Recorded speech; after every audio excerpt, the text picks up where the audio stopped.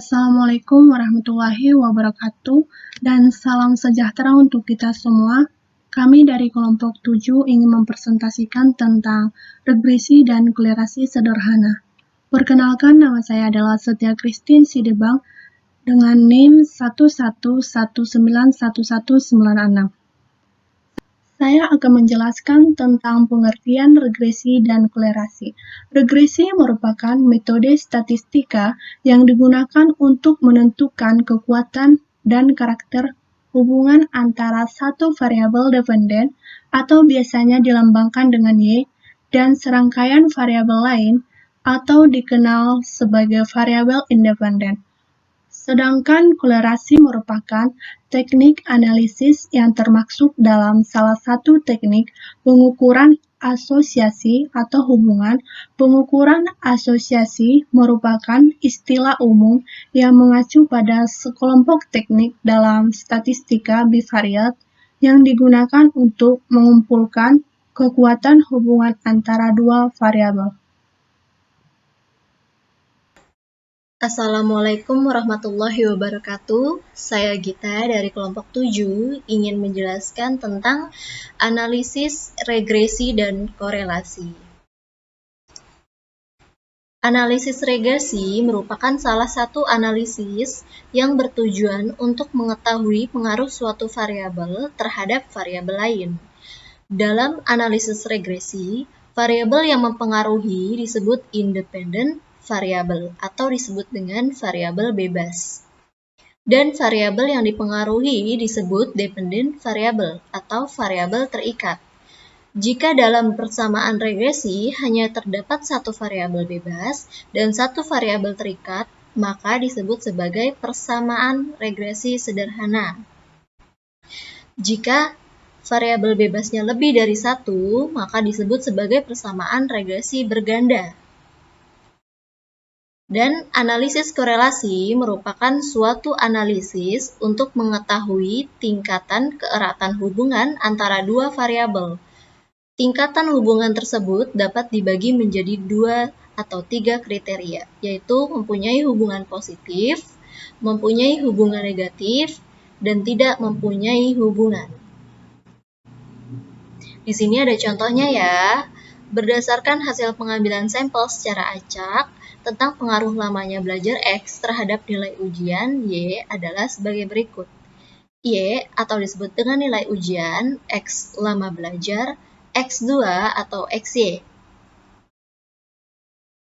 Nilai ujian terdiri dari 40, 60, 50, 70, dan 90. Lama belajarnya ada 4, 6, 7, 10, 13. X2-nya 16, 36, 49, 100, 169, atau XY-nya 160, 360, 350, dan 700, dan 1170.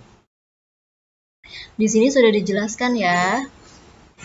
Sehingga persamaan regresi sederhana adalah Y yang sama dengan 20,4 ditambah 5,2X, yaitu berdasarkan hasil perhitungan dan persamaan regresi sederhana tersebut di atas, maka diketahui berdasarkan hasil hitungan bahwa lamanya belajar mempunyai pengaruh positif koefisien regresi B 5,2 terhadap nilai ujian.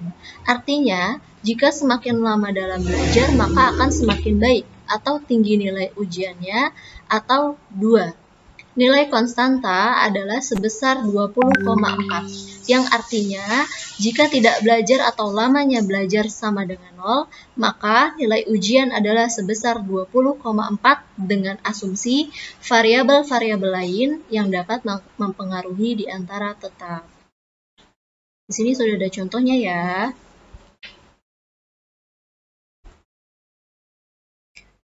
Assalamualaikum warahmatullahi wabarakatuh. Dari kelompok 7 ingin menjelaskan regresi dan korelasi sederhana. Macam-macam regresi dan korelasi. Regresi terdiri atas regresi linear berganda, regresi linear sederhana, regresi non-linear, regresi Dumi, dan regresi logistik. Korelasi terdiri atas korelasi positif, korelasi negatif, korelasi sederhana, korelasi multiple, korelasi sempurna, korelasi tidak sempurna, dan korelasi yang mustahil.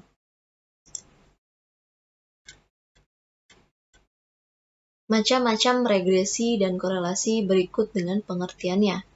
Regresi linear sederhana yaitu hubungan antara dua variabel yaitu X, variabel bebas, dan Y, variabel tidak bebas. Keduanya variabel datanya kuantitatif. Contoh, misalnya berat badan seseorang dipengaruhi oleh tinggi badan. Regresi linear berganda yaitu adalah hubungan antara variabel Y dengan 2 atau lebih variabel X. Semua variabel datanya kuantitatif. Regresi nonlinear yaitu hubungan antara variabel Y dan X yang tidak linear. Tidak linear maksudnya laju perubahan Y akibat laju perubahan X tidak konstan untuk nilai-nilai X tertentu. Regresi dummy, hubungan antara variabel Y data kuantitatif dan variabel X data kualitatif. Regresi logistik, hubungan antara variabel Y data kuantitatif dan variabel X kuantitatif. Contohnya, ingin diketahui apakah konsumen akan memberi makanan di rumah makan berdasarkan penilaian konsumen terhadap lokasi, pelayanan, pendapatan. Dalam kasus ini hanya ada dua kemungkinan, respon konsumen yaitu konsumen membeli dan tidak membeli. Macam-macam korelasi terdiri dari korelasi positif, yaitu korelasi positif adalah tingkat hubungan antara dua variabel yang mempunyai ciri bahwa perubahan variabel independen X, variabel bebas X diikuti oleh perubahan variabel dependen Y, variabel bebas Y secara searah. Korelasi negatif. Korelasi negatif adalah tingkat hubungan antara variabel yang mempunyai ciri bahwa perubahan variabel independen X diikuti oleh perubahan variabel dependen Y secara berlawanan. Korelasi sederhana atau simple correlation yaitu tingkat hubungan yang terjadi antara dua variabel saja. Korelasi multiple yaitu tingkat hubungan yang terjadi antara dua variabel atau lebih. Misalnya, pada model regresi linear, multiple Y yang sama dengan A0 ditambah AX ditambah A2X2 ditambah E.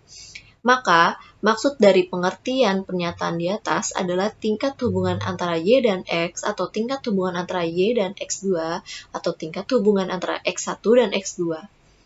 Korelasi sempurna atau perfect correlation. Maksud dari pengertian correlation sempurna antara dua variabel yaitu suatu kondisi bahwa setiap nilai variabel bebas X akan terdapat pada nilai variabel tidak tersebar atau terdistribusi. Adalah merupakan tempat kedudukan dari data-data yang dimaksud sehingga nilai R-nya sama dengan 1 atau R sama dengan min 1. Korelasi tidak sempurna, imperfect correlation, yaitu korelasi antara dua variabel yang dikatakan tidak sempurna jika titik-titik yang tersebar di antara distribusi tepat pada satu garis lurus. Korelasi yang mustahil, nonsense correlation, atau correlation antara dua variabel yang seolah-olah ada tetapi dianggap tidak ada.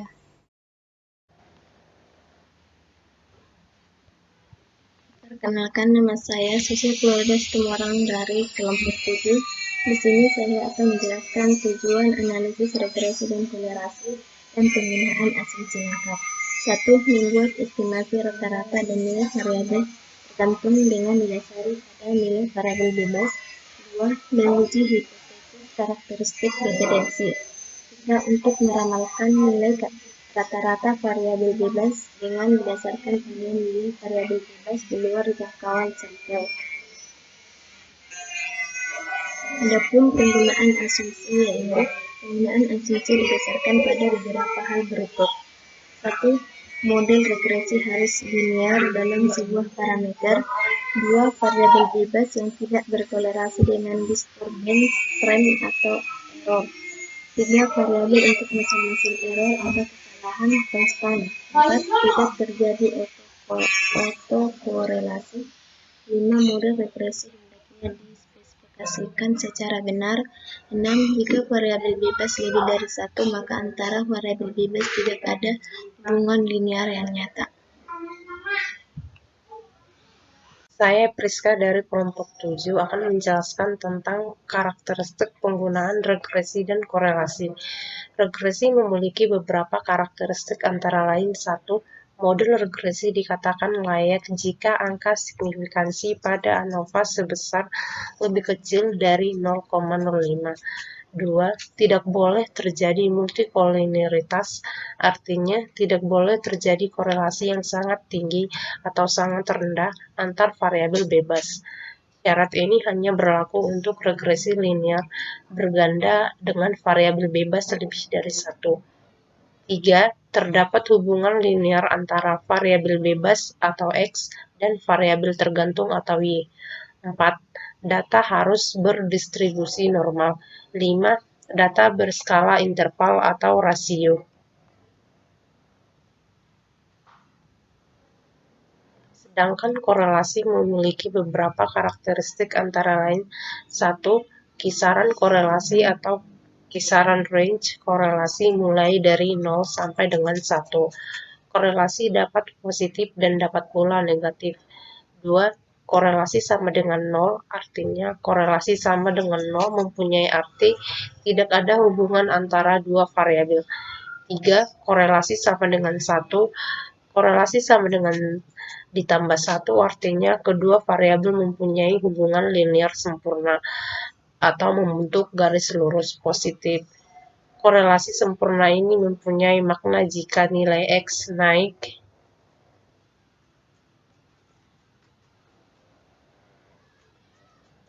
kesimpulan.